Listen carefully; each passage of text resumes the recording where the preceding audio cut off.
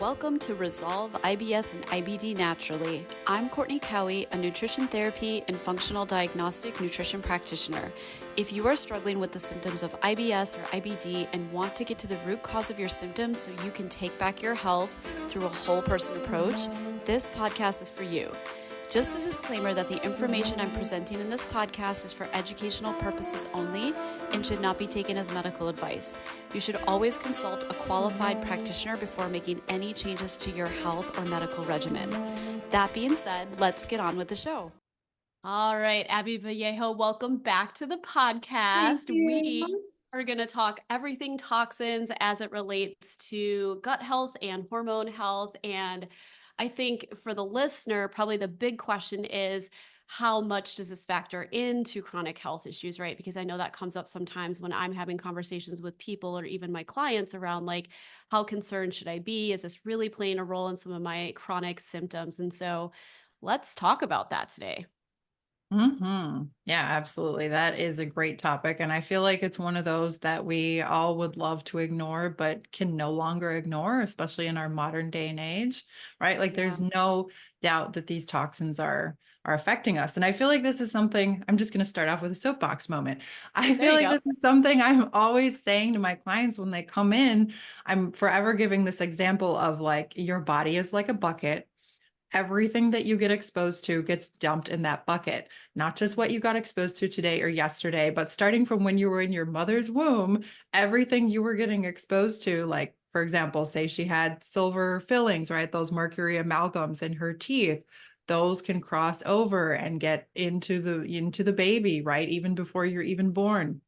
So you're starting off your life with a little higher level of toxic load than someone who didn't have that kind of thing. So everything that we've been exposed to is still, it might still be in our bucket, right? If our body didn't have the ability to process it out, right? It's still in there. So how much is in your bucket? And so this is something that's always playing a role in terms of our health, right? Because when that bucket starts overflowing, that's when we get symptoms. And depending on, our own unique vulnerabilities, they'll manifest differently. But it's like carrying a heavy backpack around everywhere that you can't take off, right? I mean, you Mhm. you can't take it off if you work with us and do, work to remove the toxic load. But if you're not doing anything intentional about it, you're just carrying around this heavy backpack everywhere that's a drag on your energy, on your immune system, on your digestive system. It makes it that much harder to be healthy.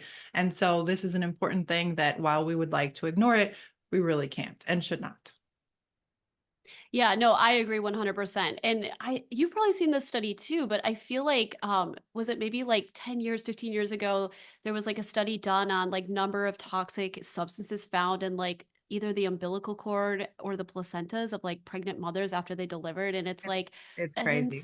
yeah, it's like an insane amount. So like they are everywhere. And the hard part is like these things aren't visible, right? Like we're not necessarily able to quantitatively see and define Mhm. what we're getting exposed to every day. And, even as of like the last year, I think one of the ones I would have never thought of that blew my mind when I was listening to some of David Brownstein's talks on iodine and the role that plays in thyroid support, right? Like the whole toxic bromide exposure. And like, he Mhm. mentioned it's in like cell phones, it's in like mattresses, vehicle upholstery, like kind of all these consumer goods that we come into contact with and literally Mhm. touch, like have tactile exposure with every day, and Yeah. you would just never be the wiser, right? No, you don't So think of it, and I think we tend to think like, "Oh, if it didn't hurt me in that moment, if it didn't cause a reaction or kill me in that moment, it's safe," right? Just like so many products that are out there on the shelves, we think like, "Oh, I'm gonna go to Sephora, I'm gonna go to Target, I'm gonna go to CVS, and I'm gonna buy the products that I use, and they're safe," right? Because I didn't have an immediate reaction, but that doesn't mean that they're not slowly contributing to filling up your bucket over time because those companies have no liability to make sure those things are safe. They really don't. Like we tend to think, oh, surely someone must have tested them for safety at some point. No, no, they right. don't have to do that. They can just put whatever they want in there. And if it does not hurt you immediately in a way that you can prove, they have absolutely no liability.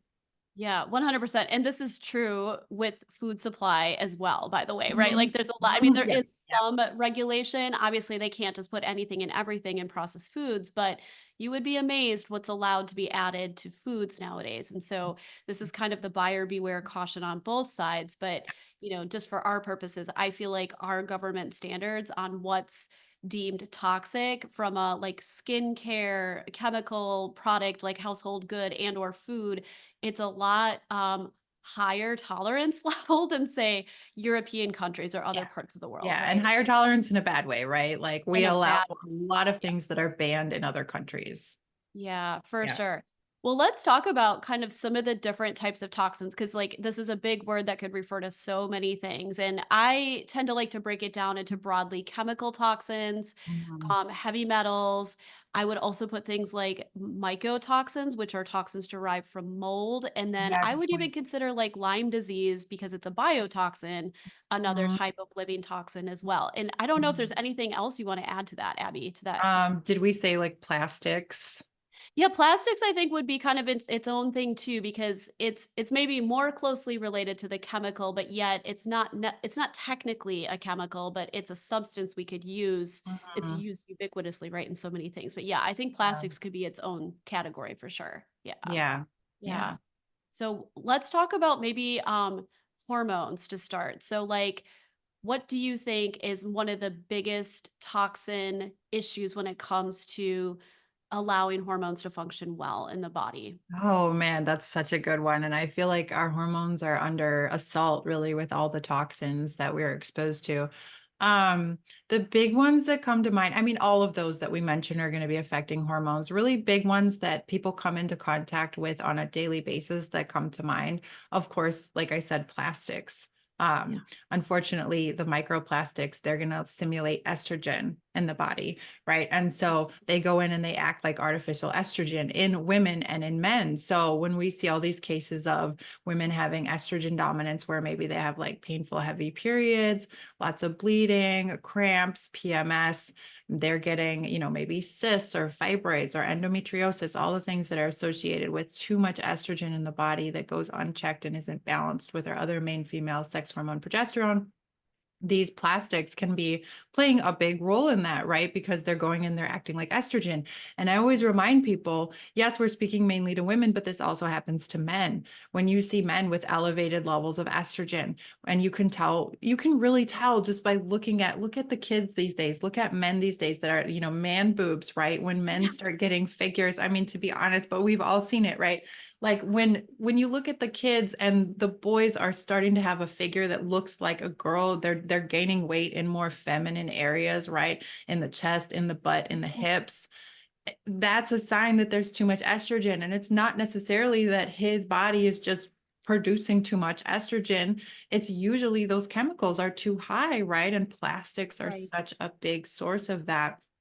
The other main one that I feel like is such a huge culprit and applies to where just everyone is being exposed to this are fragrances that have phthalates. So pretty Mhm. much anything that has a scent that is not made from natural essential oils is probably going to have phthalates, which is going to be another endocrine disrupting chemical. Endocrine just means hormone, right? It's disrupting your hormones.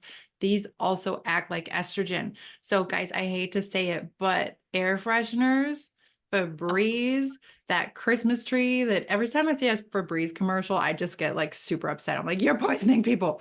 The, the Christmas tree, that the air fresheners and the review mirror of the car, right? Yeah. Glade plugins. I will not even walk Awful. down that aisle in the grocery store. I will not even walk down that aisle in the grocery store because it's so strong. It's so bad. Anything scented, right? Scented candles, but think about all your like your body products, your lotions, your shampoos, your conditioners, perfume. I don't care if it's Chanel. I don't care if it's French parfum. No, it still contains those dangerous chemicals, right? And I know that we've all been like ingrained that we need to be like so fresh and so clean, but these are literally poisoning us. Or like I also work in a gym. I'm also a personal trainer. I walk through the gym and all the teenage boys and their clouds of cologne that they're wearing, I want to tell them, guys, you're just killing your testosterone with this. Like, please don't do that. Like, don't do that. And you think like, oh, well, it's just something like it's just a scent. I smell it, but how can that be dangerous? It's not like I ate it, right? And I'm always telling people the fastest way to basically poison and intoxicate yourself is to breathe something in. Because Right. think about it. If you put something on your skin, or if you, yes, it's going to be absorbed. If you eat something, yes, obviously it's going to be absorbed, but it has to go through a few like steps of the process. When you breathe in something, it goes right into your lungs. That oxygen goes right into your bloodstream. There's no like protective barrier there against chemicals. And so that's why it is so dangerous to be breathing in, especially in like enclosed environments that have like a really concentrated smell. Like you would go into a bathroom and they have like an air freshener and it just smells so strong in there. That is Mhm. so toxic and that's extremely toxic to our hormones. So especially estrogen and testosterone are really getting impacted by this. And so it often creates, like I was saying, a situation where estrogen levels are too high, testosterone levels are too low, and then we're dealing with these symptoms in both men and women. Yeah, no, 100%. And I just kind of as an aside, as you're saying all that, Abby, it makes me think about just from the mold angle, which we can talk about in just a second. But like, Mhm, there's definitely debate in the functional health space about whether or not people can have high urine mycotoxin levels due to eating moldy foods, or if it's truly mhm, coming from living or working in a moldy building, like a water damaged building. mhm, And by and large, the experts in the field will say over and over again, like the amount of mycotoxins that can be inhaled in the body versus what you're actually going to consume on food is like mhm. many time fold higher, right? Oh, Because yeah. and you think about just how often you're actually breathing too, right? Like just the capacity to take things in Yeah. through inhalation is so much larger. And so you're absolutely right. And that can go straight to the brain as well, right? Which is Mhm. like where a lot of these toxins of all manner like to sort of like Yeah. lodge and hang out. And Yep. so, we're kind of getting into just like correlations with symptoms, but in true cases of toxicity, often we are seeing secondary brain symptoms go hand in hand with Yeah. whether it's hormone imbalances or GI symptoms or whatnot, right? Like sooner or later, you're going to start to see attention issues, mood regulation issues, brain Mhm. fog. I mean, in extreme cases, it could be things like seizures going on, right? Yeah. So it's so true. And I know like just from my own experience going down that rabbit hole with trying to recover from toxic mold exposure, like I can smell immediately when someone is standing near me that's got like Tide laundry detergent they've Oh, used on their yeah. clothing, and you can Yeah. smell it, like, Yeah. emanating off, or, like, Yeah. we'll occasionally go into buildings where they've got the Glade plugins, and it's, like, amazing how potent those things are, and I think the Mhm. average person, if they haven't made a like, a very diligent attempt to avoid these things, like your threshold for even recognizing when you're getting hit with these scents Mhm. is Yeah. not as sensitive because those olfactory receptors, Yeah. they will start to like dull out after they've Yeah. had enough exposure to something. Yeah. So Yeah, just another thing absolutely. to be aware of, Yeah, you right? get desensitized, and then when you Yeah. remove those things from your home and mostly from your life as much as you can, and you've done Yeah. that for a while, it's almost like it resets, and then when you're out in public and you smell that, you're like, "Ooh, ooh, like, how can people be standing this? This is so strong," right? Oh, for sure, for sure. Yeah, no, and I think to the hormone piece too, like whether it's chemical toxins or plastics or other types of stuff, like, there is that Mhm. kind of conversion pathway where testosterone has to turn into estrogen, and that can absolutely get impacted. I know mold can definitely impact that conversion pathway as well. And Mhm, for that's sure. another thing that I see a lot with the mold sick people I've worked with is just having more of that predisposition to be estrogen dominant because certain mold toxins have estrogen like mimicking effects as well. And then they Mhm. impact that conversion pathway where it's Mhm. harder then for that mold sick individual to properly, basically they're over converting testosterone into estrogen, which is definitely Mhm. not what we want from a hormone Yeah. balance standpoint. Yeah. Yeah. Yeah, it's almost like a faucet, and it should be going at a steady state, but not too much, not too little. We want just the Yeah. right amount, and someone just has cranked that all the way open, and it's just gushing all into converting into estrogen.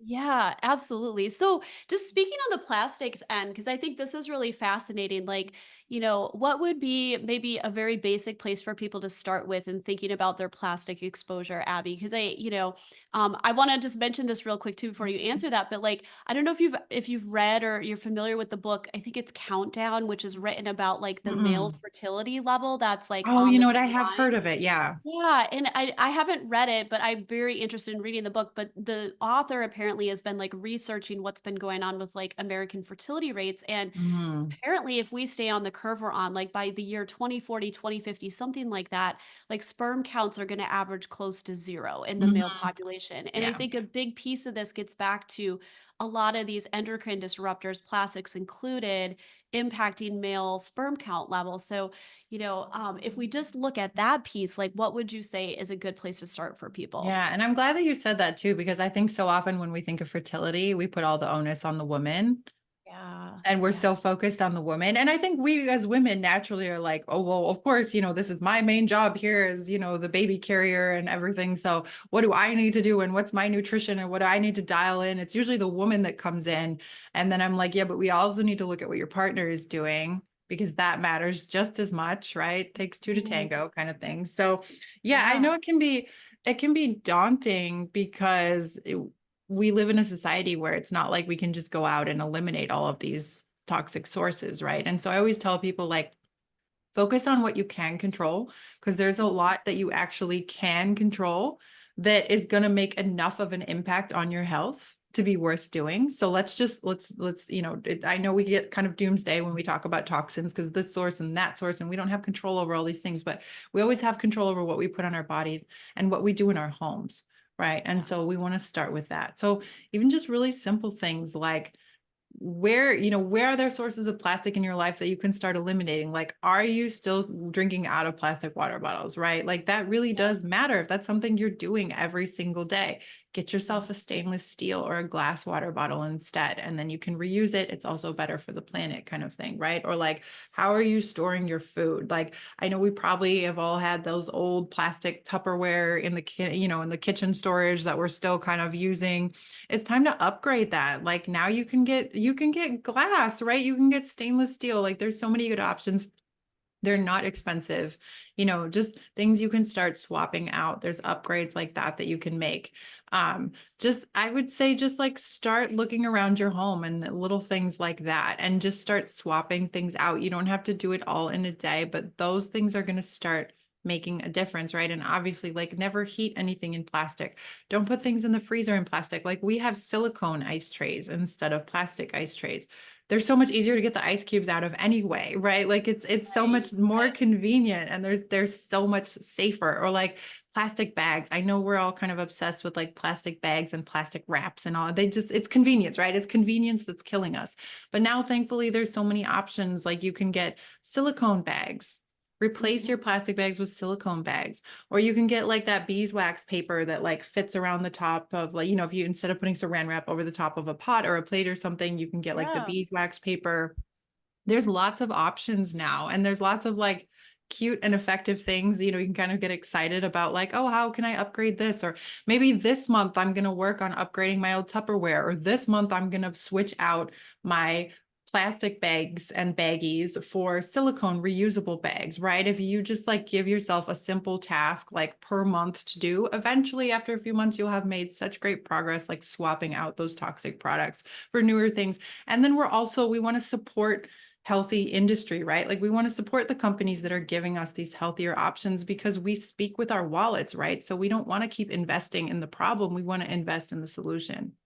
Yeah, no, 100%. And it's interesting you talk about like the plastic water bottles. Rarely, I don't see it as often, but rarely I have worked with people or come across people that will tell me, well, the only water I drink is from plastic bottles because I don't trust tap water. And it's like Mhm. the idea is right, but the direction they're Yeah. going is not Yeah. necessarily helpful. It's like, well, now we're kind of trading one problem for another. So, Exactly. yeah. And I would say too, like just as a little like I don't know, like tip even more specific to the plastic water bottle. Like if you're in a pinch and that's really all you have available to you, like let's say you're traveling or you're at a Yeah, conference. that's traveling is a hard one. It is a hard one, and you know you don't wanna drink from, like, a water fountain or whatever, right? Like, you just feel like, "Okay, at least we know it's clean water in here." Mhm, Really try to go for a sturdier plastic, not those types of cheaper plastic bottles that, like, crinkle when you start to drink mhm, the water, like, the mhm. cheaper the plastic, the more unstable it's gonna be, and That's so a really good point. Yeah, because say yeah, you're so in an airport and you can't bring your own water and yes. you're like me and you're like, "Well, I don't wanna drink that city water with all the fluoride and the chlorine Right. and who knows what," like Or mm, little three-year-olds that put their mouth on it right before you went to exactly, take a sip, right? exactly. Yeah, at least if you get like if you're in an airport and that's the only option you have, get like the Evian, or the thicker plastic. Yes. Yeah. Yes. Do you find yourself getting up super early on work days in order to get done with multiple runs to the bathroom? Or waiting and waiting to finally have a bowel movement? Has living your life around unpredictable bowel movements and other chronic gut symptoms left you feeling trapped, stressed, and dealing with anxiety? There are often hidden factors and stressors driving these symptoms, factors that your doctor isn't trained to help you find. Getting to the bottom of these factors, along with the right nutritional approach, is the key to resolving your symptoms. Interested in learning more? Click the link to grab my free e-guide. Yeah, but as we're kind of talking about the water thing, I think we should really touch on just water in general, Abby, because I always tell my clients I do toxin testing on that, like the Mhm. place to start besides looking at your kitchen and your bathroom, right? Like those are the two large areas where we're either cooking with things, Yeah. storing our food in things, or putting things in our body that have these toxins in them. The Mhm. other big source is water supply for Yeah, people, for right? sure, for sure. So I'm a big fan of reverse osmosis filtration because it does take everything Mhm. out. It does Mhm.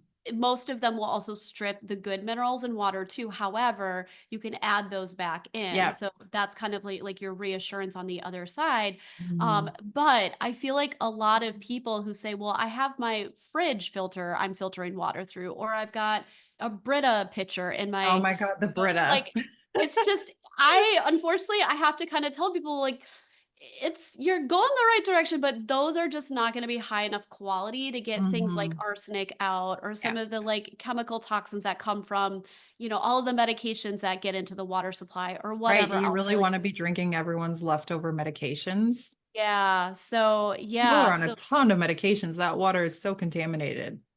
exactly. And again, it gets back to just like the standards for water purity. And unfortunately, most municipalities don't have super high standards when it comes to like thresholds for these Mhm. chemical toxins in water. Yeah. So, again, it's a buyer beware type of situation. But I definitely think one of the best preventative investments the average person can do is installing a reverse osmosis filter on their kitchen Mhm. sink.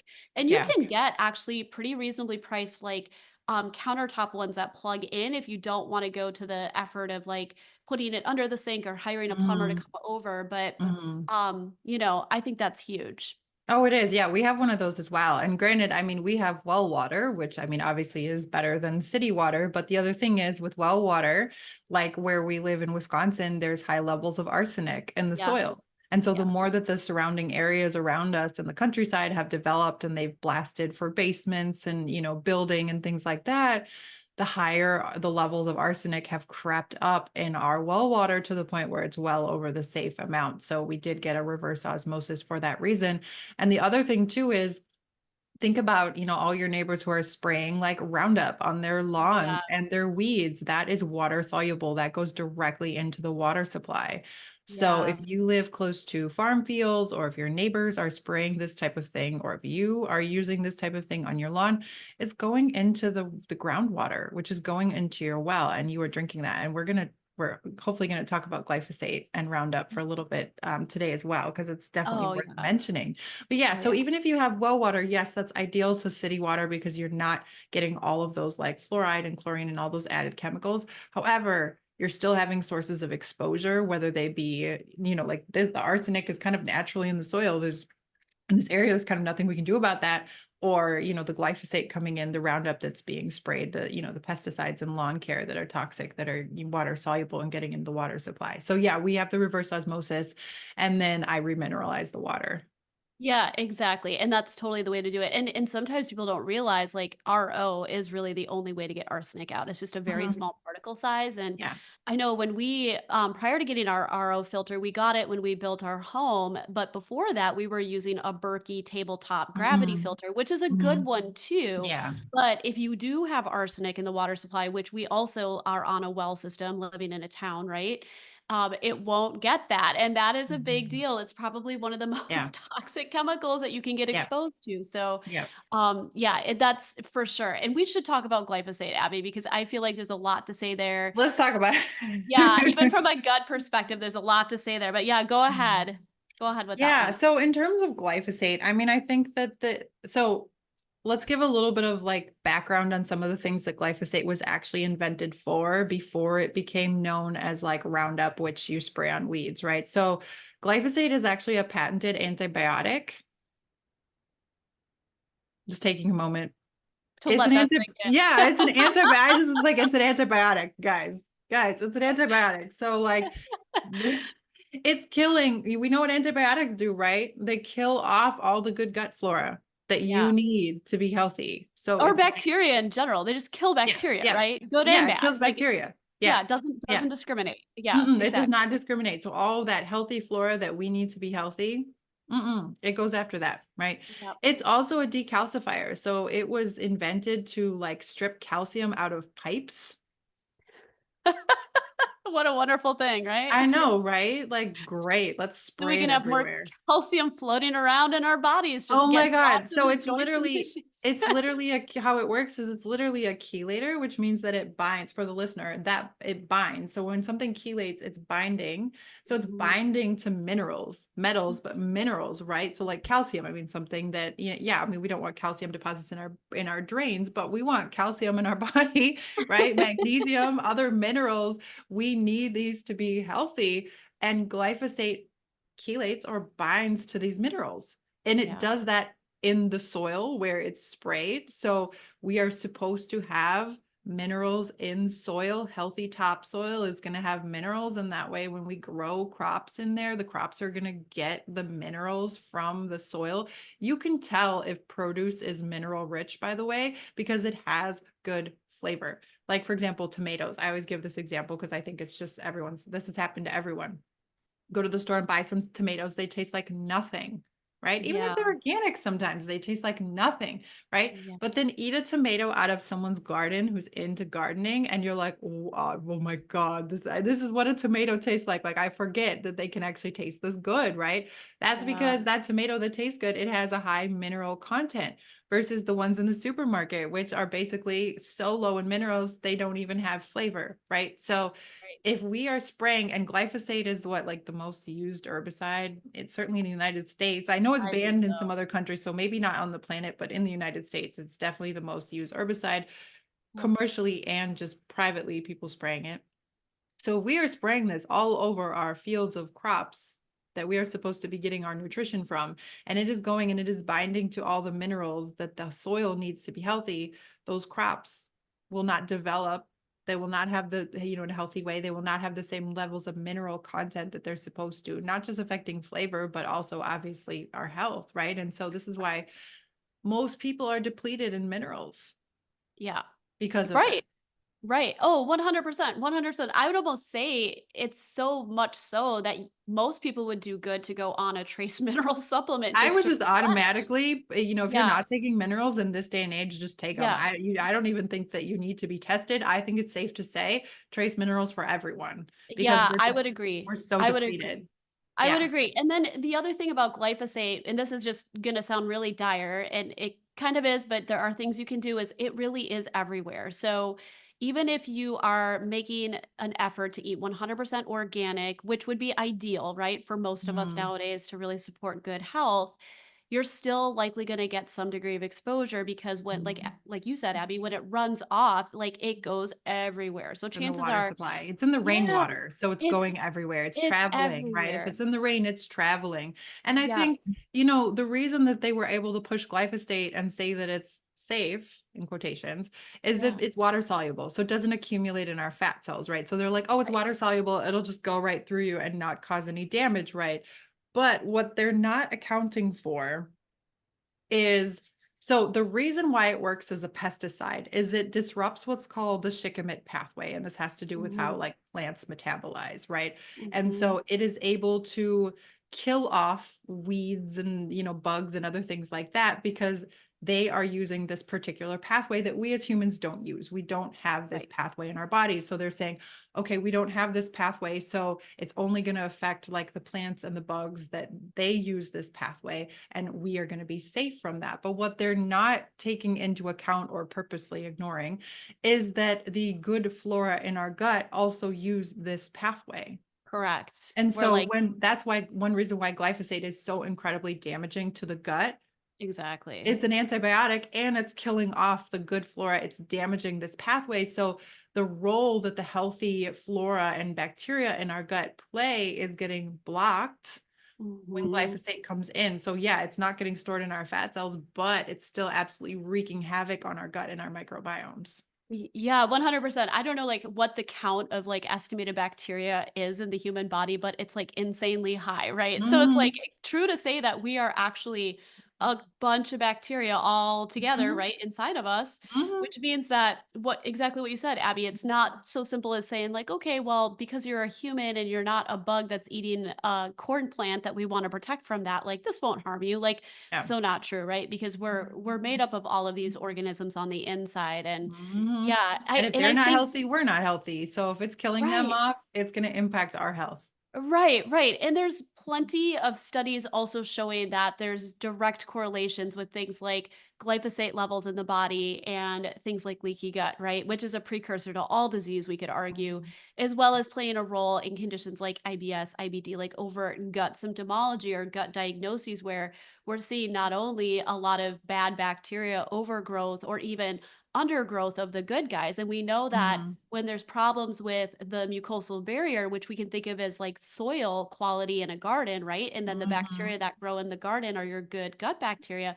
If that garden's eroded, it's going to be hard for those beneficial bacteria to populate, right? Oh So yeah. with glyphosate exposure, I mean, you could see so many different situations pop up from a gut perspective, but sometimes what we're actually seeing is depletion of the good guys, even if we're not seeing a ton of the bad guys there, simply Mhm. because that garden soil in the gut is Yeah. not sustaining good bacterial growth. So, and the other piece too, I just wanted to say is now this gets back to kind of like genetics person to person, but one of the biggest drivers of toxicity in certain individuals happens to be that they've got these genetic vulnerabilities that basically get expressed, these genetic potentials that get turned on that make them it makes it harder for them to eliminate toxins of all manner, right, compared to someone who maybe doesn't have these types of potentials. And so it's not just that they're getting a lot of exposure, but their capacity to empty that bucket, like you were using that overflowing bucket Mhm. example, Abby, like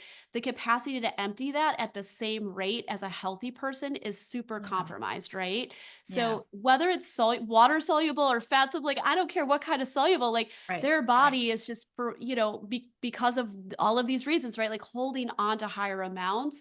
And then Mhm. the more that accumulates, the harder it is to try to empty that bucket in its entirety, right? Yeah, absolutely. Yeah.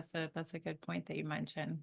Yeah. Yeah. So um, I think we've touched on like a number of these in terms of just like the heavy metals. I don't know if there's anything specific you want to say to mercury. That was one you kind of mentioned with like pregnancy and getting into like, fetus Yeah, brain is a big one with yeah, mercury, for right? sure. I mean, I just think that's one that, is still really common. I mean, more and more we're getting away from the silver fillings, but especially if you're working with the older population, how many of them have silver fillings in their mouth, right? Yes. And how Yeah. dangerous that is because that is constantly off gassing little Yeah. bits of mercury even when you eat, when you brush your teeth. I mean, just on a daily basis, it's like getting this, it's like having this ongoing chronic supply, and that mercury can, like you said, it can go right up in your brain. Yeah. It's a constant source of exposure, right? Even if it Yeah. seems like a tiny little filling. So that is, if you do have silver fillings, I would highly recommend getting them removed and redone with the white, what is it called? Like composite. Composite, I think they Yeah, call them. fillings. Yeah. Exactly. And, like thankfully, myself at least, and I know like the younger generation, usually that's become more standard and getting away from the old silver fillings, but don't Yeah. discount that. And it's not always only just a dental problem. Like I've seen Mhm. that implicated in so many other types of health issues Mhm. manifesting in different areas of the body, right? So we're always kind of asking like, well, what's going on with your dental health, right? Do you have those silver fillings? Is there an underlying infection or, like mercury exposure happening in your mouth? Because it doesn't just stay right there, right? It's going to be affecting you in Yeah. other areas. And then going to a proper biological dentist that Yeah. knows, because there is a technique, and I can't remember if it's called the SMART technique, but there is a proper technique that they have outlined to safely remove those mercury fillings. You got to have like a dental dam. There's supposed to be like an air, not an air purifier, but what is it? Something like Well, to, would they use ozone maybe or something yeah, to, or well, yeah. ozone, but then there's also something to like suck the mercury out of the air, because that comes, Yeah. it off gases and then you get mercury in the air, right? And you can be Right. exposed, you can breathe it in. So Yeah. a biological dentist is basically like a holistic dentist. Yeah. They're going to be following this proper procedure, shielding your body, dental dam, getting the mercury out of the air, treating with ozone, things like that, to ensure that Yeah. you're not retoxifying your body. Right. Or Right. another thing, just kind of a side note, but I remember talking to a client once who went to get her tattoo removed. Oh, And there's mercury in those there's too. mercury, and Absolutely. it's Yeah. especially high in like the red. Red ink. Yeah, Yep. and the red ink. And so, because she had gotten, I think, other tattoos removed and it was like black or, another color, and Yeah. she was fine. But when she got the red removed, she didn't know. And it like retoxed. It Oh, released that geez. mercury in her body, and she was so, so sick until she figured out that it was mercury. Oh So, God. being mindful of things like that, if you're getting a tattoo, don't get the red ink. Or if you're getting a tattoo removed and it has red ink, know that, if you're getting an amalgam removed, not only go to a proper dentist that will do the proper procedure, because your average dentist, even if they remove the amalgams, they're probably not going through all the safety steps that they're supposed to. Right. Yeah. So Right. knowing that, and then also knowing that there's things you can take like binders, right? So when Yep. I have a client that's, that we've decided, okay, she's gonna go and get her amalgams removed and, proper procedure and everything, I'm still giving her a binder to help bind up any potential mercury that still might have gotten, contaminated, because we don't want that to retox and go to the brain or other areas of the body. Exactly. Yeah, no, that's all so important stuff. And yeah, one thing I was going to mention too, kind of on the same lines but different, is lead is another heavy metal that can be surprisingly common. I've seen it come Mhm. up on certain like hair tissue mineral analysis testing I've done. Mhm. And then even in my Yeah. own personal health journey, I had it show up in blood levels, which is a little scary because it's a pretty heavy metal and pretty toxic. And so the body likes to kind of put it in the bones and really put it in these Mhm. places where it Yeah. can't really be easily, Yeah. floating around and causing harm. But one of the common things is people can get it in their water supply again, right? Like, so lead can show up in the water supply. So that's one thing to think about. A couple other sources, and this was something I didn't realize until I really thought through, like, what had I done over time to try to address my health issues. There were Mhm. years where I was taking Chinese herbs, and Mhm. this is just a caution story because China especially does not have great standards when it comes to third party testing for heavy metal presence in a lot of their supplements or herbs or just products in general, right? And so Mm. likely over some of that period of time, some of those herbs I was sourcing were from China and likely had some contamination with lead, right? And so, again, one of those efforts to try to do something helpful for my body and take these supportive things because of the country standards being, Mhm. problematic, right? It Yeah. opened up another secondary problem. And so, this is again just a cautionary tale of like, the things you're taking to support your health, you really have to know where you're sourcing them from and what those Mhm. quality standards are. Because believe it or not, things like heavy metals can be present in supplements, in herbs, Yeah. that type of thing. And then the other big thing that I didn't realize until I did was that lead is very common in like colored lacquered like ceramic ware, right? Like in the kitchen. So just Mhm. something again to be aware of. Like if you like those kinds of cool, like artsy fartsy, like pottery mugs and stuff. I mean, just be Yeah. very careful. There could be lead because of just the glaze or the actual Mhm. coloring in some of those products. So Yeah. that's just another one that I know was a piece of my journey that I had to kind of Yeah. figure out. That's So a really good point. And one thing I also want to point out too is a lot of times what I see is when women start going into menopause and their bone density goes down, yeah, often their body will start releasing lead because lead has been stored in the bones, as you said, and they start losing bone mass. And suddenly the body is recirculating the lead, and that's contributing yes, to a lot of their health problems. So that's another exactly. one really worth mentioning. Um, Yeah. I know for me, just quick, my own experience when I was doing some detoxification, I was taking modified citrus pectin, Oh, which sure. I mean, I love citrus pectin and Yeah. modified specifically because modified, it means it's so tiny that it can pass through the lining of the gut and will go systemically and start to bind and pull to toxins. Yet it's very gentle. So I love Mm. it for people that are really sensitive because you don't necessarily get, it's not like a harsh detox where you might be really uncomfortable or having all kinds of reactions. It's just kind of gently pulling. So it's one of those kind of good things to take long term to just bring those levels of body burden down. And so I was doing that as part of a detox protocol, and I think I was doing it for like 2 or 3 months, and then I started getting these rashes around my joints. Like they almost looked like pimples, like around my Oh, elbows and knees. I was sure. getting like these rashes, and I was like, oh my God, what is going on? It's not really a place you get breakouts. That's what it looked like, was like pimples. And I Yeah. went and, got it looked at, and it was lead. I was detoxing lead out of my bones. And it Oh my literally took gosh. like 2 or 3 months of this protocol before my body felt safe enough to release the lead from the bones. You're bringing minerals in so the body feels safe, like, oh, I have raw material to rebuild up the bones, now I can let go of Yeah. this. I had and then modified citrus pectin acts as a binder, so it binds the toxins and safely escorts it out of the body. Yeah. And so suddenly my body was just like dumping lead out of my bones. And, Oh my after gosh. a week or two, I just continued. I upped the dose of citrus pectin because I'm like, okay, clearly I need more of this to deal with this problem. And, Right. then I was fine. Then it went away, felt so much better. But it was Yeah. just kind of a crazy story. So I like when you mentioned lead, I mean, that is a kind of a long-term thing because it takes a while before your body will be ready to let go of it, especially if it is stored in your bones.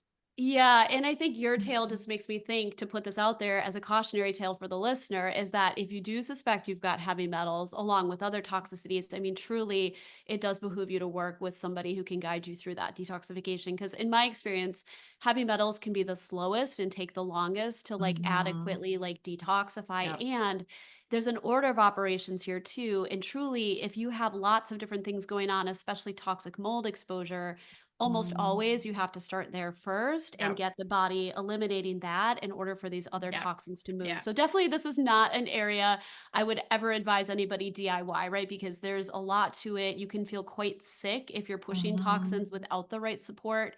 And especially if the pathways aren't open and allowing Yeah. things to kind of like Yeah, move it's like out of the cleaning the body. house, but not having the door open to bring the trash outside, right? It's like you're cleaning Totally. up, but you have to put it somewhere. So you have to make sure all your pathways are open. And like Courtney said, that you're doing things in the proper order that your body wants to do, that it feels safe. So it will then release. And when it does release, you're ready and kind of everything's primed to go to efficiently get that out and, do that safely. Yeah, awesome. Well, this has been such a good discussion, Abby. We might have to come and do a part two on this because, like, I'm Yes. sure there's more we can cover, but we did cover quite a bit. So I think this will be Mhm. a good We amount did. of information for people to chew on for a little while and just think Yeah. about and contemplate as this part of, the chronic health struggle that they're facing. So Yeah. Did you find this episode informative and helpful? I'd love to have you leave me a 5-star rating. Do you have questions about holistic approaches to optimizing gut health that you'd like to ask? Please leave your question or comment below, and I will be sure to address it personally or cover it in a future episode. Be sure to check the show notes for any resources mentioned in today's episode. See you next time.